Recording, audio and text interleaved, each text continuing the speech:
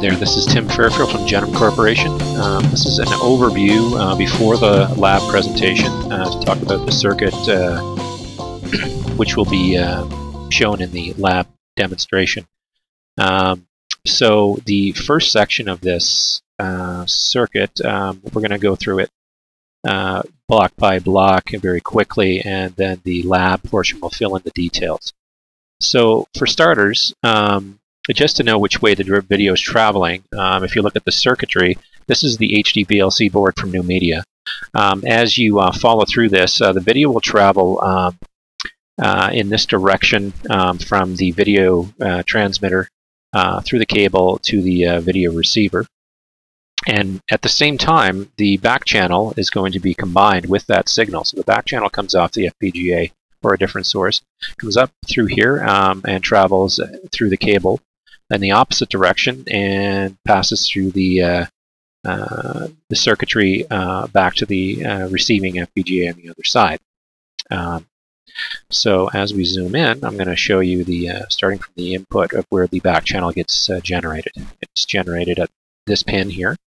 It's the signals drop down a little bit, and in this section, what you see is a voltage divider, and the purpose for this is basically to bias it, because the op amps in this section are all single-ended supply. There's a unity gain buffer at this point, and as we move on, there is a filter circuitry added. Now we'll show some measurements with that filter circuitry and the effect, but essentially you want to remove the high-frequency content of the transmitted UCC signal. And I'll show you the measurements on the scope to show you the difference there. These two resistors adjust the gain of the output of this op amp. It's one of the simpler ways to do it is right at this point in the circuit, and doesn't you don't want to have too high of a signal here, or it'll interfere with the video and cause errors. If it's too low, the receiving side won't have enough signal to discriminate the UCC back channel. The yellow circuitry here is the near-end crosstalk circuitry, where the UCC is removed from the video. So it combines it here, and they're both the same. There's video and UCC here. On this side, through this difference amp, the UCC only passes through this section, and it's canceled out within the op amp, or sorry, within the serializer, deserializer, and the UCC is effectively removed from the video signal at that point. The signal travels up through the cable to the other side. We'll do some measurements here on the receiving to show the effect, a little bit of the effect of the cable and what happens there. And you will notice that there is a crosstalk cancellation circuit here as well. So we'll go through that in a little bit more detail. But essentially, there's a positive and a negative differential signal passing through here from the video, and they're going to be summed here, and they'll cancel out. And what will be left at this point is the back channel signal by itself. And there are some component values that need to be adjusted here to deal with things that are a factor of the pathological signal, where the pathological signal, some of the components of that fall into the frequency range of the signal we're trying to pull out, the back channel signal. From there, it's AC coupled right here, but from this point on, it's all DC coupled. So we need to bias this again because the op amps are single-ended. This particular stage here deals with adding some gain back to the signal, because at this point this back channel signal is fairly small, and by the time it gets to the Schmidt trigger, there's not enough headroom on that to properly extract the signal from the noise. So we move on to the second last stage, and this is essentially a low-pass filter with a peaking filter to reverse compensate for what we had to do here. Some of the bits, the faster bits of the back channel UCC, have to be boosted back up so that everything's unity gain. And we'll be doing some measurements comparing this point to this point, which is the input to the Schmidt trigger, and the effect of making some adjustments here. Actually, we'll do some comparisons. The last part of this is the slicer, or the Schmidt trigger, and this is a bias reference for the trigger threshold, and this R77 is the feedback, which adjusts the hysteresis window.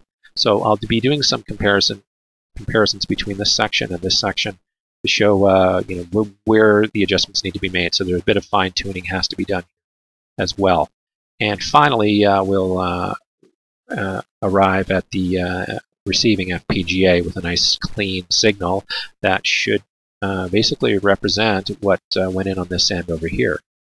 So they should match exactly after they've passed through all the video. So again, video comes in this way and should not have any interference by the time it reaches here. It should not have any interference from the UCC. And likewise, from the opposite direction, we have the UCC signal passing through, and it's the video removed from the signal, and it should be nice and clean without any interference from video at this point. So next will be the lab section, which will have more details about the various measurement points we discussed. And again, this was an overview of what we will be looking at, and the lab section will give you more information on that.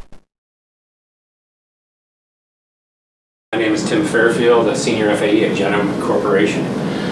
So this video today is going to talk about the HDCCTV back channel and the transmission across that. The intention of this video is to describe the test setup that I used to debug and what customers will face when they are debugging the back channel recovery circuit. What we have, I'm going to walk you through everything in the lab, and we're going to look at each stage of the lab setup. So to get started, first the cards that we're going to be using are the new media. These are the HDCCTV HD extenders. Okay, so we're going to be connecting these together. We're going to connect to a signal source and a UCC signal source as well, and load up some patterns and trace through the circuit to look at the various stages and what they do, and some difficulties you may encounter when debugging your own circuit. This is for the discrete circuit, by the way. So this is using a 7601 and a 7600, and it has a Spartan 6 FPGA, and what we're going to do is we're going to load various patterns into those. To get started, first we need a signal source, and what I'm using today is the Fabrics. You see that, the Fabrics SX. We can turn that on. And what this can do is SD video, pathological, different SMPTE bars patterns as well. And it also does 3G and HD patterns. So this will be our signal generator. And it has a SDI out. If you can see on there, there's an SDI out and an SDI in. And what we're going to use the SDI in for is to monitor the loop-through signal on the far end of the video to make sure that when we're injecting the UCC signal, we are not causing errors in the video pattern. And this HDCCTV board does have an encoded, an encoder and a decoder for SD or HD signals into a lower bandwidth, a more compressed video. However, we want to test the worst case, so we're going to be checking the SD signal over 300 feet, uncompressed. This is the worst case scenario. What's happening with the UCC signal, if we look in the board here, is that in the frequency domain, we use a different color. We have UCC. Now the UCC is about 10 megahertz clocked, and the most of the energy is between 1 megahertz and 4.5 in that range. So I'm clocking with a 9.6 megahertz. We can go up to 10 megahertz plus a little bit. We can check from the spec. And this is where most of the energy is of our UCC pattern right here. With SDI and the SD signal, you know, with pathological signals, we're actually crossing down into the UCC. And with pathological, there are what you call pathological potholes and a series of typical patterns that may come up as a result of pathological that'll interfere with the UCC and cause some issues. So one of the challenges in designing is to be able to get rid of this signal. So what I'm going to do is generate pathological, generate the UCC, and then show the recovery methods we've put in place to assure that we can get our clean UC signal back. So what we're going to do is we're going to connect the fabrics into one of the new media HDCCTV cards. And the neat thing about these cards is you only need one card for a transmitter, and the same card is used as a receiver. It just depends on how you program the FPGA. So in my case, I'm going to remove the encoder and the decoder because I'm not interested in testing that signal. That's one of the easier signals to deal with. What I'm going to do is on the transmitting side, I'm going to inject the SD signal and go through the FPGA basically untouched. I'm just patching it through and sending it out the other end. If I take the other card, I'm going to connect a cable between these two guys. And on this side, for some of the tests, I'm going to, well, pretty much all the tests, I'm going to do a loop through. I'm going to take that transmitted signal and loop it through from the 7601, and it's going to come out the loop through and go back into the fabrics. And the fabrics is going to do error testing, and we're going to let that run for quite a while, maybe 15 minutes or so. Obviously, I'll cut that off for this demo, but that's what you want to check to see if the UCC, with its presence and the pathological, is there any interference. So in some of the tests, I will not be transmitting a SDI signal. I'll just be terminating it with the cable and basically shutting off that signal so that we can just look at the various aspects of levels and recovery of the UC signal by itself. So I'm going to go ahead. Now, one of the other tools we need, of course, is the Xilinx programmer, and we need to plug all these things in. So I'm going to walk you through the actual setup. The other thing we need is, to obviously do our testing, is cable. Now I've got a spool of RG59, it's RG59, yeah, it's a Belden 543945. So we're going to take that cable and plug that in, and obviously this is going to be the worst case for the UCC, because what's going to happen, there's going to be a lot of attenuation of that signal. Now with video, we know that with our parts we can already do that. We also want to see the effects of what happens when we pass video and the UCC through this cable and how either end behaves. Obviously we have solved this problem, and customers obviously will want to know what is the stimulus and what was the test setup, so they can do something similar. So for this setup, what I'm going to do is connect a cable to this. First of all, we're going to connect to the fabrics and plug that in. That's from their SDI out. I'll set up the fabrics later. I'm going to obviously plug in the power cable into the. This will be acting as our transmitting board, and then I'm going to plug the other from the fabrics directly into this card right here. And in between, I'm going to take the big spool, which we saw earlier. I've got the two ends here. I'm going to plug between. I also got to kind of tie these off. This is quite a big monster. I'm going to tie this off here. I'll just wrap it around my monitor. Plug one end into the transmitting side, and here's the receiving side. So let me plug in the power. Don't forget to plug in the power. And I'm going to plug that through here. So there we go. Now the next thing I have is I need another cable to go back to the fabrics. And the reason I need that is when I'm doing loop-through testing and checking the video, I'm going to send that back so I can monitor what's going on. So this is what I'm going to do. So I'm plugging back into the fabrics, and the fabrics SDI in is right here, and that will monitor my signal.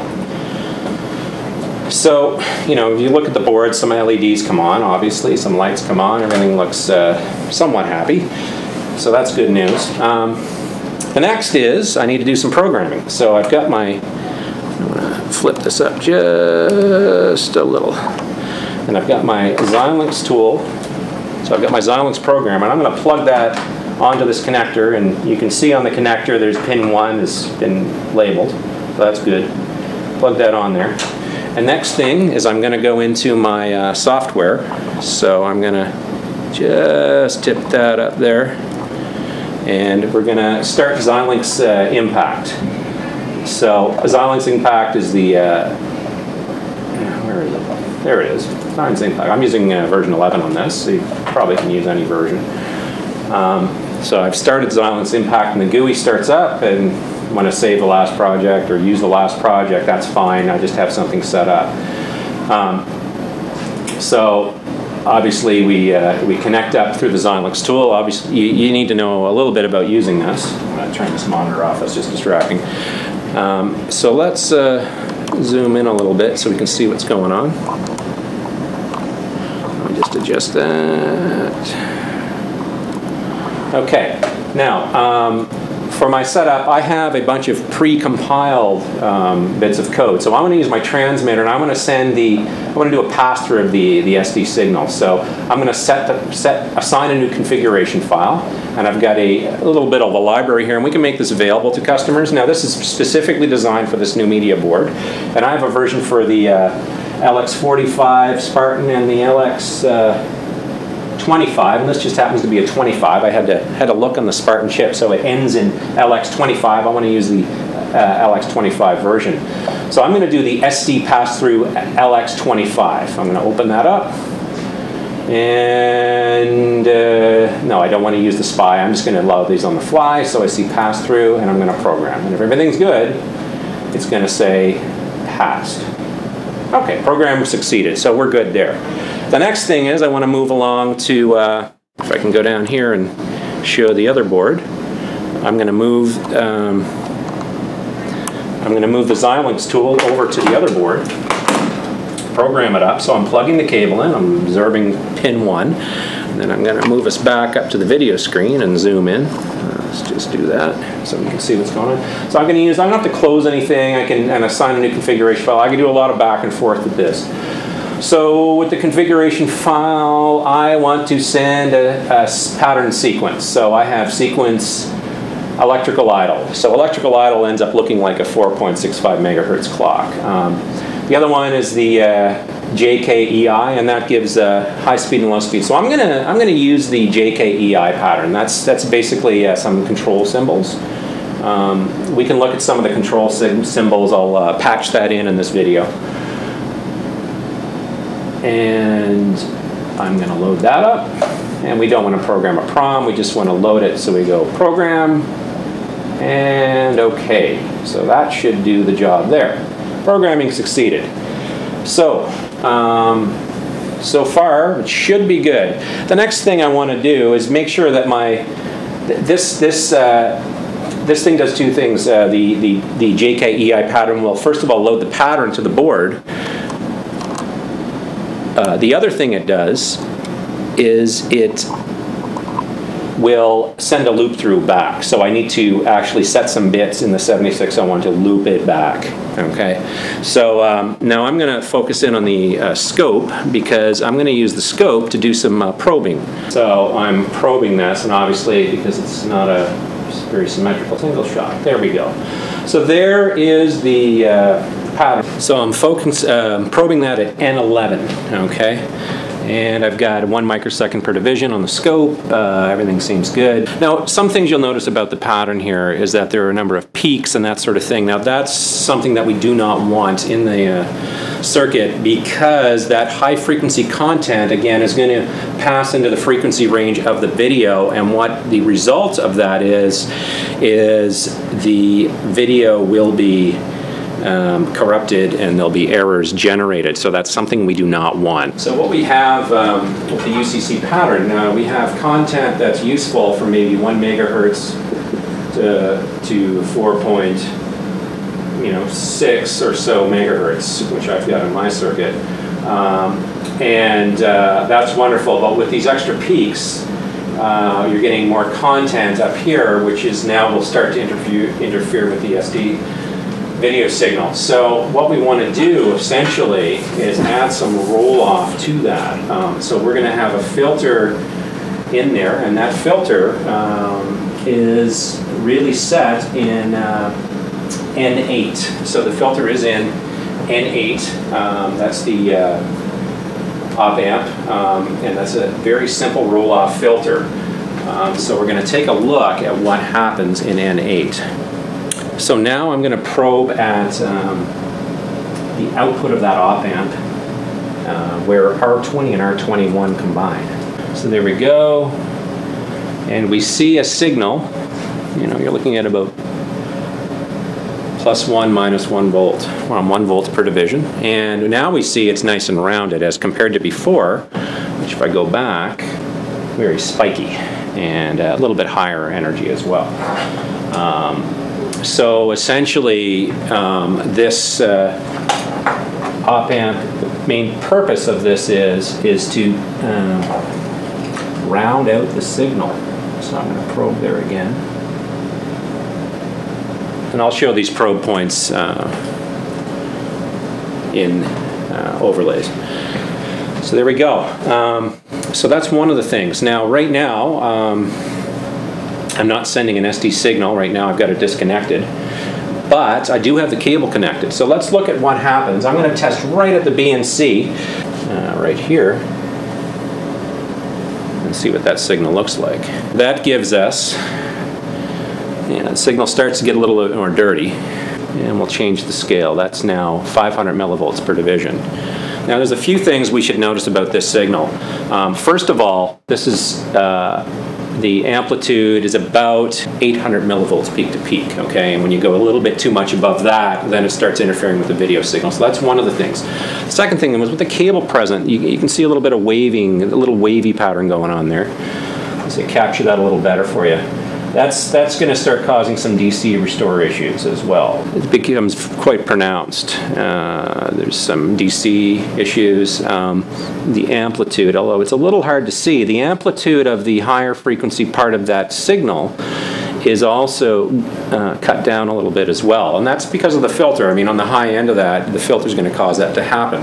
So there's a number of things we need to do on the other side. We need to recover that. We need to be conscious of the DC restore. And we're going to have to pass this through the video, recover it, and then slice it up. And, if you put if I just sort of simulate, the slicer would have to make sure that the signals get some good quality with some margin. We're going to be using a Schmidt trigger, so the upper threshold needs to be set so that all the pulses pass above it and no missing or no false pulses. And then below, we also want to make sure that we can past the bottom content. If we start trying to set our threshold up here, you're going to have it cut off. And let's see what would happen, for instance, if I had I set my cursors, let's use my H bar here, and just sort of, if I set it up here, you see you're not really reaching there, it's in a different point of the signal. Well, that's going to cause all kinds of issues. And as we pass through the circuit, we're going to see this getting worse and worse.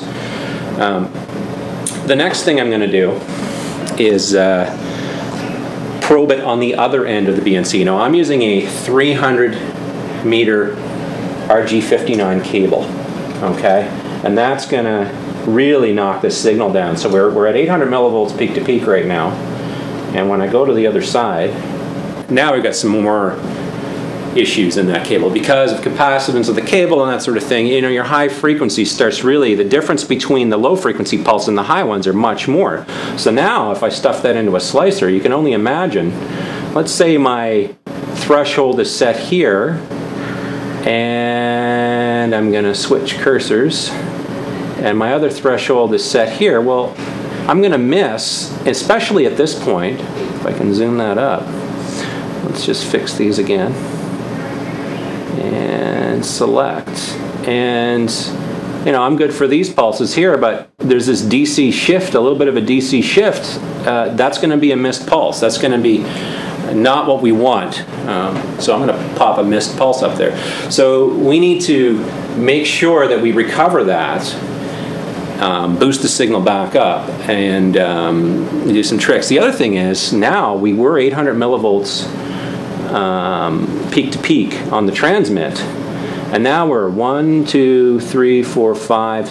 millivolts peak to peak on the low frequency, but only one. Let's see, we're just about maybe 220 millivolts peak to peak on the higher frequency content within our UCC pattern. So this is like the kind of the span of the UCC pattern. This is why I use the JKEI pattern. If I just use a simple electrical idle, that's just a clock, and that's not going to really show us this extreme condition. You know, that's something we need to work on.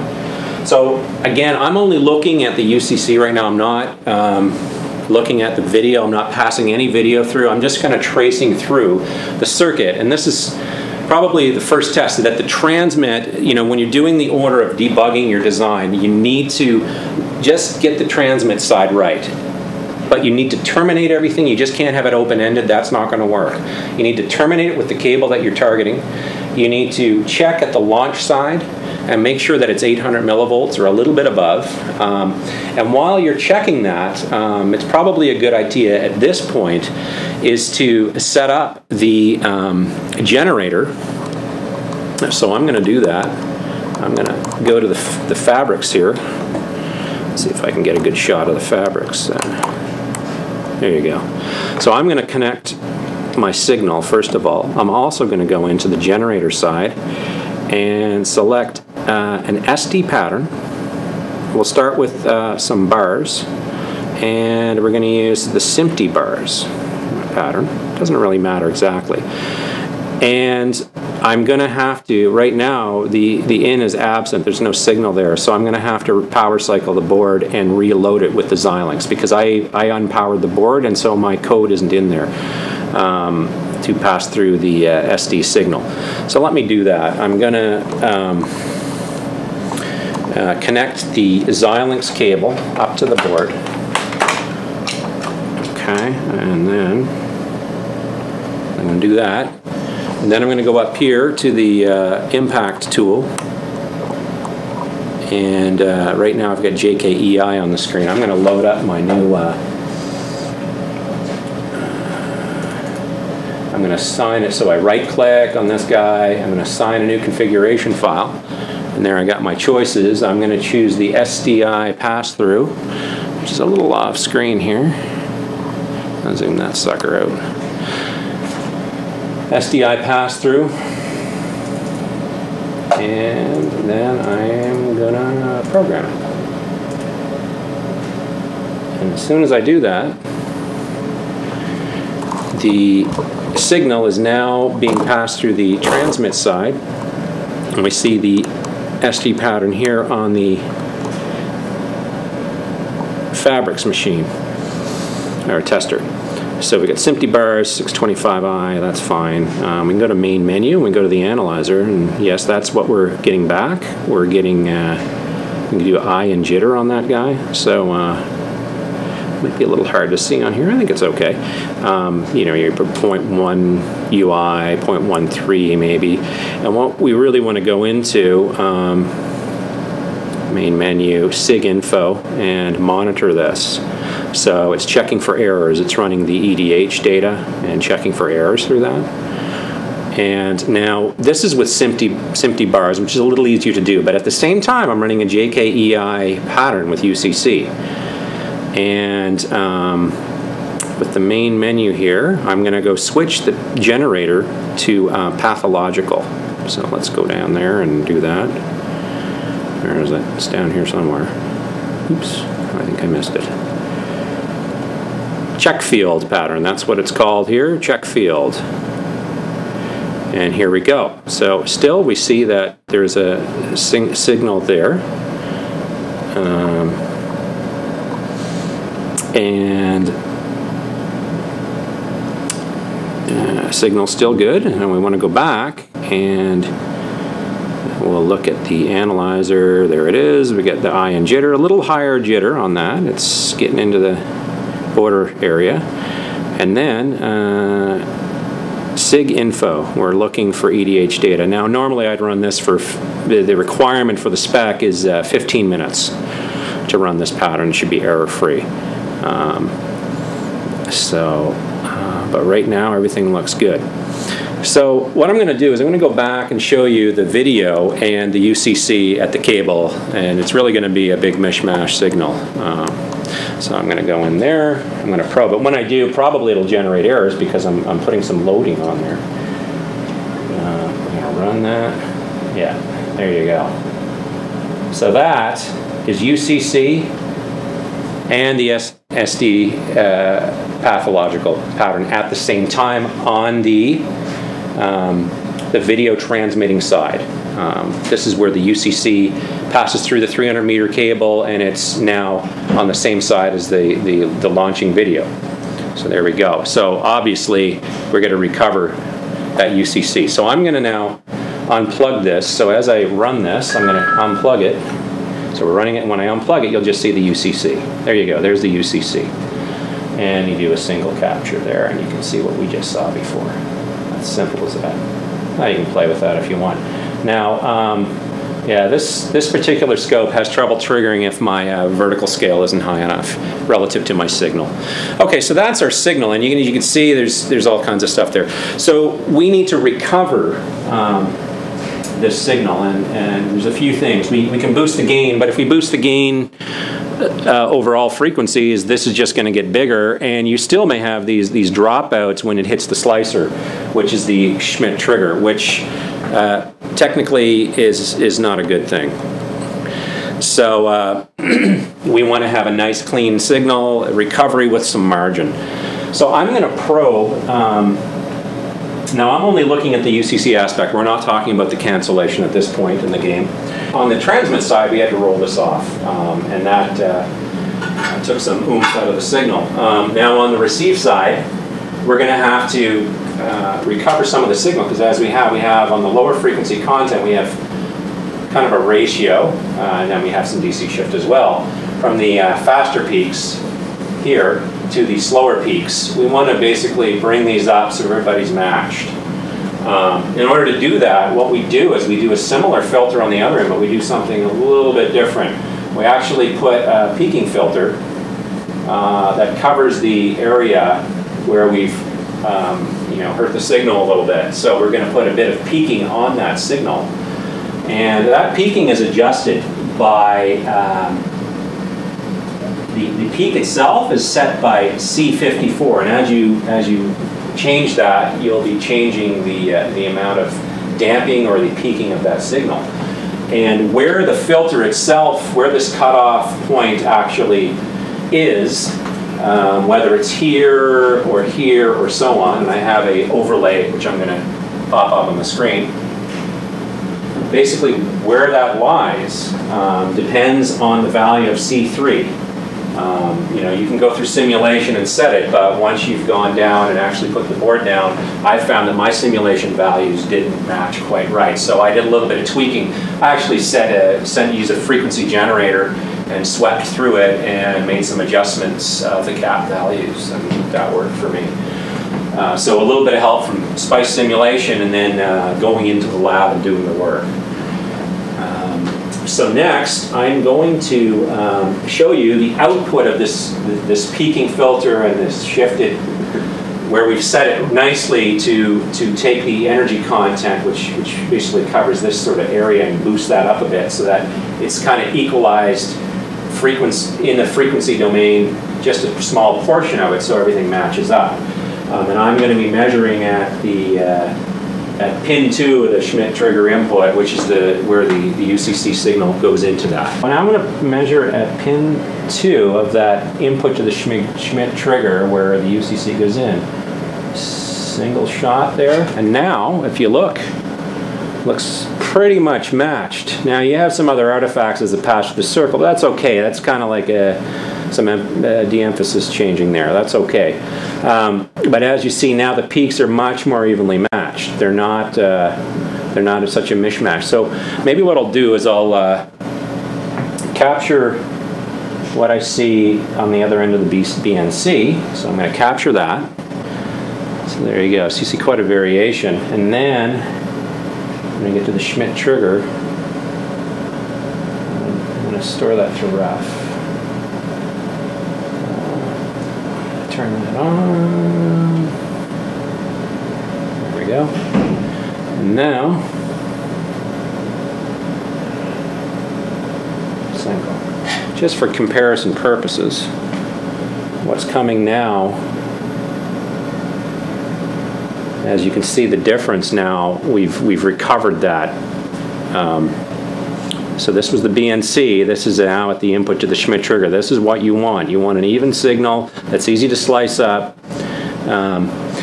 and you're good to go. So the next thing we want to look at is setting the hysteresis. I'm going to take a look at the input.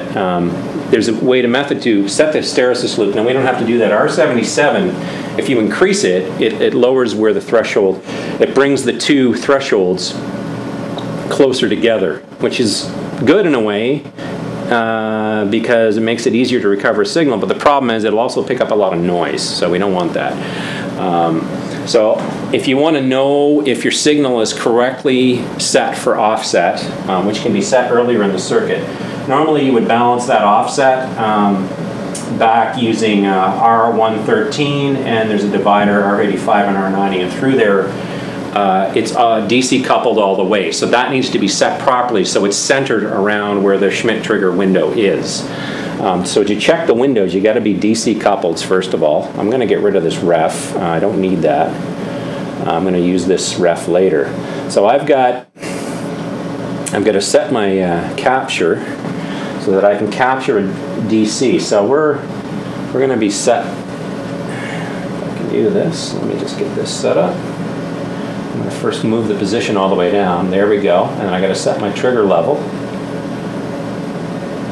So this is basically where I'm capturing with an offset. So we're offset by quite a bit. If I run that again, we've got a bit of an offset, which is fine, just so I can get it on the screen with a full DC offset. Now I'm going to check the input. Now I'm going to store that to ref, my reference signal, save channel 1 to ref. So there we are. And where the Schmidt trigger is triggering, we're going to check the input of the pin 3 to the same op amp, and that's your Schmidt trigger. That's where it's slicing it off. So we're going to run that. So as you can see, it's cutting it here and here. So you see the overlay, the offset. Now, if this window was in the wrong place, the Schmidt trigger wouldn't work at all. So this is the upper and lower cutoff points of where actually the slicing is being done. So we have margin on top of probably 100 millivolts. The worst case you want to look at, it's about 100 millivolts, and margin on the bottom seems to be a little more. So it could be a little bit of adjustment there, but there's some leeway in there and some tolerance, which is what we want. So again, getting that threshold set is where you set it is way back at R113 and then R85 and R90. Those set the center point, and the Schmidt trigger center point is set with R12 and R84 and R89. So you can do a little bit of tweaking on that, and because this is single-ended, this is why we have to spend a little bit of time on that. If for some reason your signal is like way up here, it's never going to cross the thresholds. It might trigger once if it's just crossing one of them, and that's it. You won't see anything. You'll see a flat line if you try to trigger it like that. So anyway, that's the following of UCC.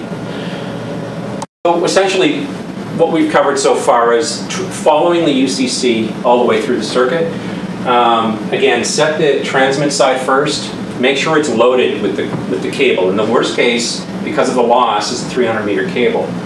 and follow it all the way through. Make sure it's crossing. You've got the recovery here, as we talked about, and that it's crossing the Schmidt trigger across the center of the window. So center those windows. Just don't do an offset. You got to center the top threshold and the bottom threshold, and then we're done. So next we're going to look at the video signal. We've also, by the way, we've also looked at the video and making sure that there weren't errors generated. You can check also the 3G and the HD patterns. For 3G, you can probably get up to 120 meters with 1694A cable. And with HD, you should be able to get 140, 150 meters depending on your cable. So we've tested that as well. And that again is looking for errors with your analyzer. We're going to look at some of the issues in when the video is crossing over the UCC and some of the crosstalk cancellation circuitry as well. I guess we'll start by looking at the transmit side and describing how that cancellation works. Cancellation circuitry, it's near-end crosstalk cancellation. We take advantage of the differential inputs of the 7601. So what we have coming in, we have the video, and that's going into the SDI input. Down here we have the UCC, and that's going to be tapped up to go into the BNC. There's some filtering along the way, but what we want to do is remove the UCC. So we exploit that by taking it into the opposite differential input, the negative differential input. So we take any parts that we have in the way here, any filters and that sort of thing, we send back through. We have like a termination, a 75 ohm termination in here, and that to match the cable.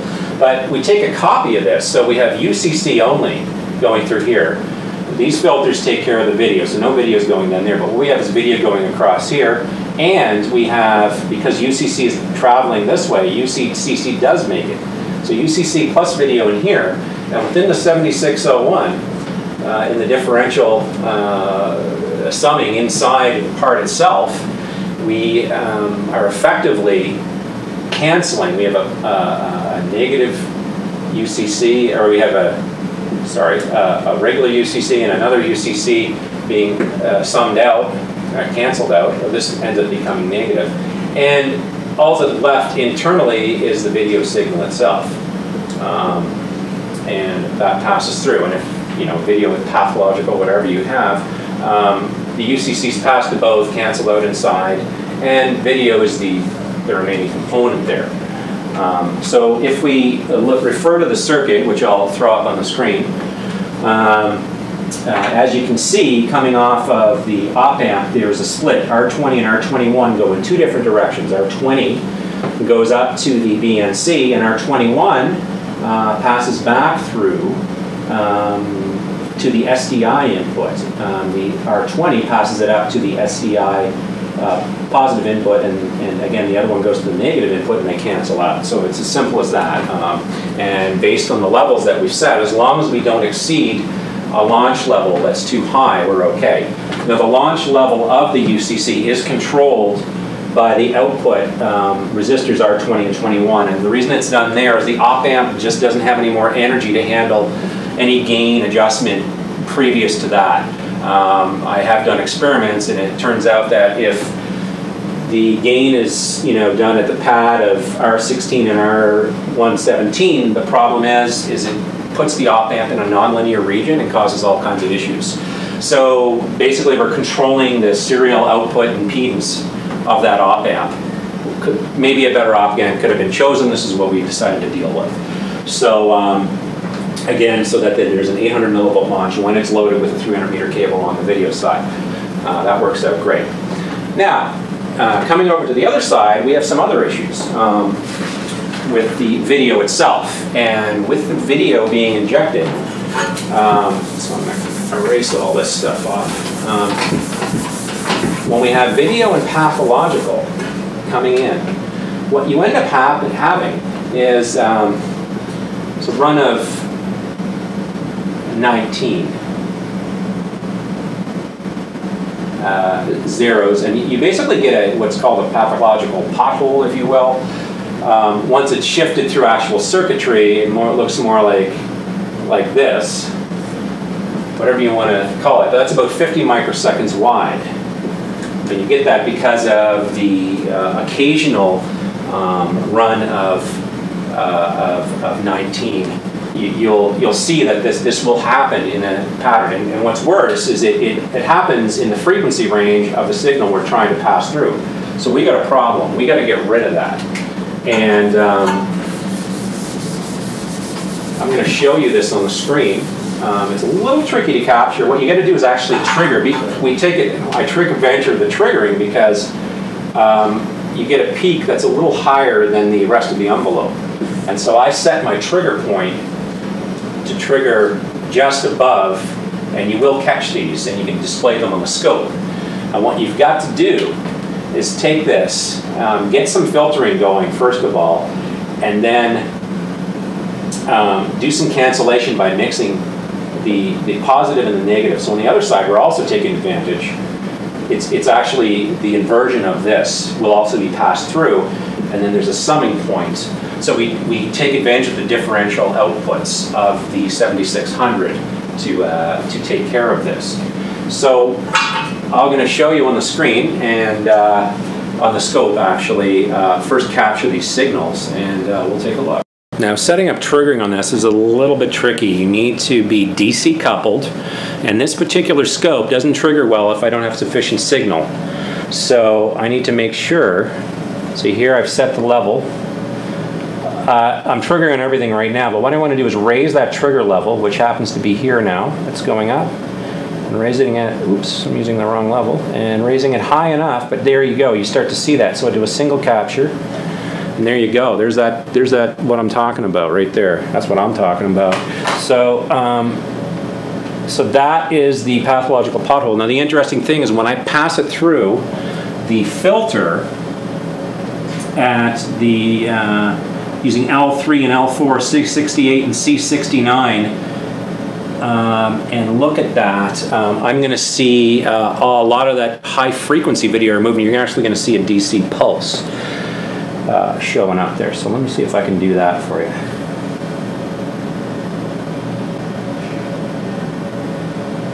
There it is. So there you go. So now it's really easy to see.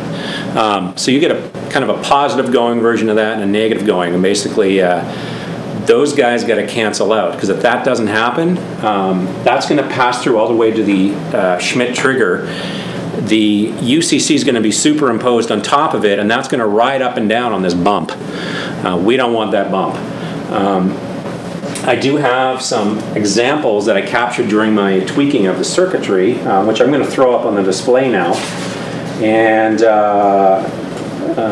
if the values of C68 and C69 are basically not being set, number one, there's not going to be a lot of filtering going on, and number two, the cancellation is not going to work at all for this signal. We have to knock the signal down enough for the cancellation to be effective. So I've basically got through that by doing a lot of simulation, trying to figure out what values are ideal. You can probably use if you use I'm using 820 picofarads, and that sets a nice response to deal with that. This is critical, otherwise this whole cancellation circuit won't work, and this is a very difficult part of the circuit. So you want to get those. If you raise them, you can probably get up to 1 nanofarad. You're probably okay, but then it starts to become less effective, and you'll see that. So being 820 picofarad is what's important. Also, if you go too high, again, the cancellation doesn't work. So now I'm going to probe where these two, the positive and negative of these, are summed, and we're going to see the cancellation happening. So you shouldn't really see anything there. So I'm going to actually turn off my UCC in order to do that. So if I only want to look at the video, obviously I should just do a static pattern. So what I'm going to do is load up on the the UCC side, I'm not going to put out a pattern, I'm just going to put a static pattern.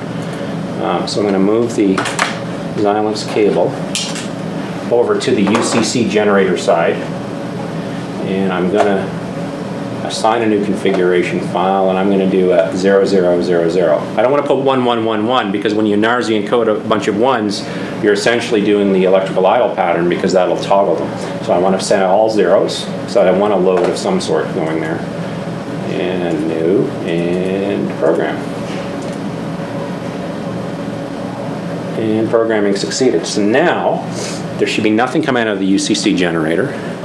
And as you see, I've attached the programmer, the Xilinx programmer right here. And I'm going back to the scope now. Essentially, there is very little, there's a bit of noise getting through. That's okay.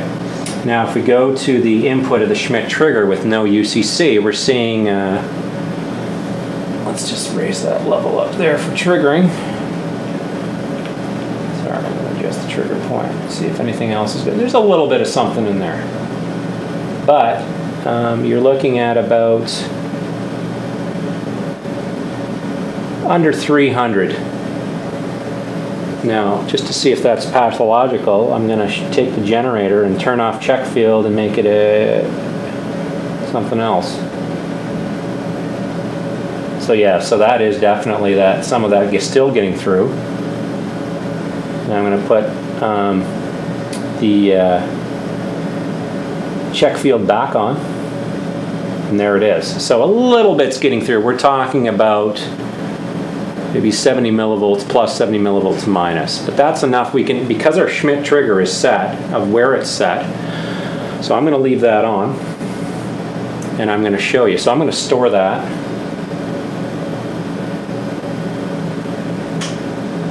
To a reference. Okay, so that's our reference, and then I'm going to turn our UCC back on. I'm going to program that with the Xilinx. So again, so I've got a check field going in.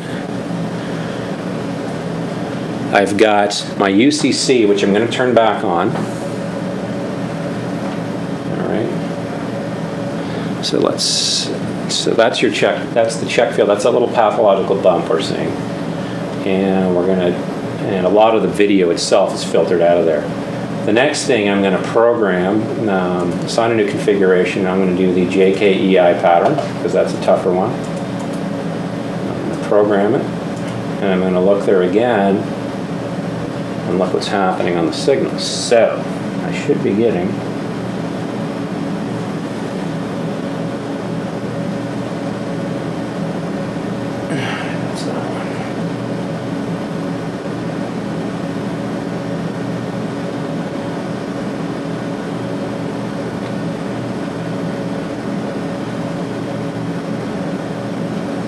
can see, even with all that, we want to set our slicer above here so it's rejecting this noise that's coming on that pathological. There's still some there, but when we set the hysteresis, so I'm going to store this signal to a ref. My channel 1 is now going to be set to ref 3, and I'm going to save it. So now I'm going to do some comparing. I can do that.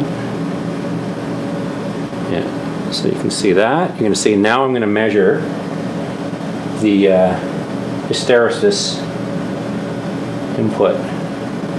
So there you go, single. So for the time being, I'm going to move this guy out of the way. So as we see, we're rejecting, we've got a little bit of margin there, which happens to be about, it's getting pretty close, let's just say. I'm going to reduce that. So this is where it's slicing my input signal. So there's a fine balance to where you're setting this. So here we go. So I'm going to scale this for that. Oops, I'm going to choose my ref. I'm going to scale it, and I'm going to scale my channel 1 by the same amount. And we're about, we're talking about 25 plus 25 minus. We might want to filter that a little bit more. But that's really the balancing act that has to be played. And the gain of this has also been adjusted. To summarize, you got to look at launch gain, make sure it's not set too high, otherwise it will cause errors. The UCC first stage filter, make sure that that first stage is critical to having the that pathological filtered out as much as possible.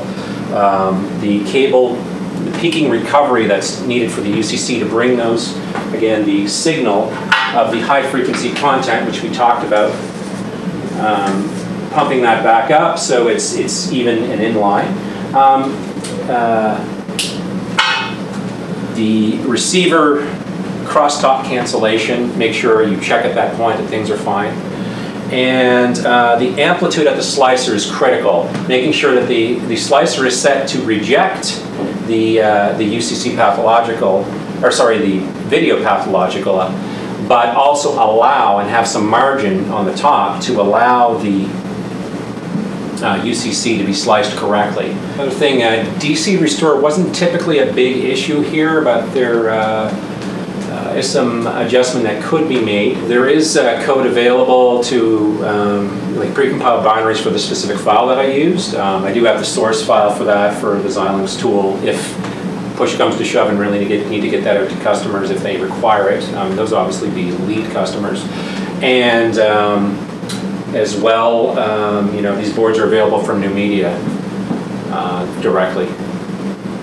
They are not shipping with this modification. I do have some minor modifications to customers who may have the board without these modifications. I can easily give the instructions to do that, or they can send them to us. But anyway, contact me about that. This ends the lab portion of this training video. I hope you've got something out of it. It's good to have this video demo.